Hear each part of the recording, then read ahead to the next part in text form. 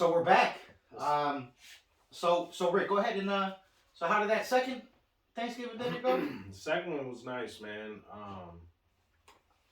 It's unfortunate because they were supposed to bring me some mac and cheese, and the deal, That fell through too. dude. The deal was, and this is why the whole Thanksgiving came together because it's my friend that came in from Mississippi, and he's from Cleveland. He's in the Air Force, so he was stationed in Colorado Springs for the longest, and they just moved him to Mississippi. Right. I didn't really ask why, or maybe it's because his new position. He's a teacher or a trainer now, Right. so maybe that's why. Yeah, I think that's down in some of the Um, schooling for the Air Force or some Yeah. shit around there. I'm guessing though. I'm not sure. But, Right. Who knows what the real? But he's one of my best, like one of my close friends, man. One of like the real good homies. And so he called me. He's like, "Hey, I'm in Cleveland. I want some of your mom's rice." And I was like, "Hey, man, I'll bring you some of my mom's rice if you bring me some mac and cheese, cause that's all I didn't get really was some mac and cheese."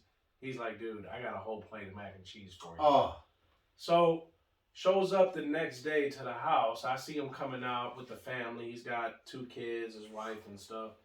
And it brings this big old plate. So I'm excited. I'm happy to see him, but I'm happy to see the plate too. Open up the plate, wrong plate. They brought somebody else's plate that had greens, turkey, oh, stuffing. It had all this stuff except mac and cheese.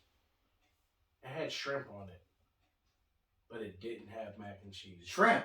It had shrimp. It was like some shrimp salad type of thing. Like Get out of here. Yeah, but it didn't have no mac and cheese. So it was a bust.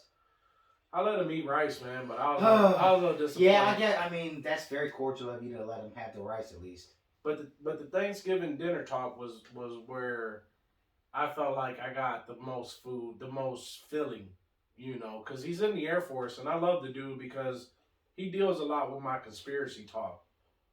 And I always ask him because when I went to Colorado, they had these domes, and these domes were just like random like spheres in the middle of nowhere, but they were like grids, like they had these Right. I know what you're talking about. So Yeah. I always used to joke like, "Hey man, what's that? Like, what's in there? Like that? I know that's something." Right. That looks expensive. Like we're on the Air Force base and stuff, so like, come on, man, that has a purpose. That's not just for design. And he never told me, and he would always tell me like Google stuff and like Google the Denver airport, because there's like some real conspiracies behind that. Right. And so he always just kind of left it open, but I always like tried to drop stuff to see if he would sooner or later leak something. Okay. So he comes to the dinner, and I'm like, "What's up, man? What's up with them classified meetings?" I was like, "Let me hear something, man. What you guys been prepping for?" And he says, "Hey, man, that's funny you mentioned that." He says, "Right before I came, I actually had a classified and an unclassified." And he was like, he's been in the Air Force for 16 years. Says it's the first time I really had an unclassified meeting like this or an unclassified briefing where I could kind of like tell you guys. And I was like, "All right, so what's that about?" He was Interesting already. He was like, "Well, we're briefed to tell our family and friends to prep for 2026 because by 2026 and the word by has to be like underlined because that doesn't mean the year 2026. They just assume by sometime by 20, From now to then. Right. So sometime by 2026, we'll be at war with China. And what he tells me, and it's because he's in the IT field, he knows that nowadays a lot of attacks come like cyber. Right. Attacks are different now. A lot of it has to deal with internet, Wi-Fi. The grid is hell of important. Because a lot of that stuff can't sustain. Electricity.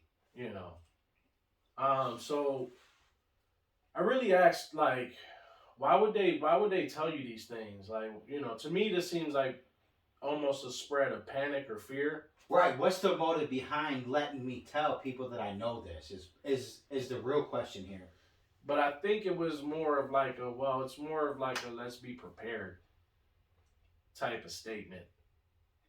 And I said, well, is it the presidential election? Is it the rumors? Is it Trump? Because the rumors are Trump's running, Oh yeah, and I think he announced he's running. and it's I mean, let's be honest. If it's Trump versus Biden, I think 90% of people that voted for Biden are like, yeah, nah, Yeah, let's go with Trump complete again. flip. Yeah, yeah. Now I say that to say this: I don't think the statement "will be at war by 2026" has any base off of Trump being president or not. I don't think it matters. And I asked him, I said, does the presidential election have anything to do with this? Like, is this like a really important presidential election? And he said yes and no. He said because the problem that's going on is the president of China wants world dominance. So a Republican president is going to let the president of China know you come at our way, we're going to retaliate, And I think a Democratic president is more of like, hey, let's talk this out. Let's figure this out. We don't need war, which I'm all for too. Like I'm cool with that. So and I don't know if that's gonna work. Right, right. Man, that's some deep thought right there, bro. It's crazy. It's crazy when you really start thinking about it. I started asking him more questions, and I forgot to tell you. I got a little bit of insight on like what he does, and I asked him. I said, with training, I said, do you feel like uh, they're preparing, or like are is the military getting stronger in preparation?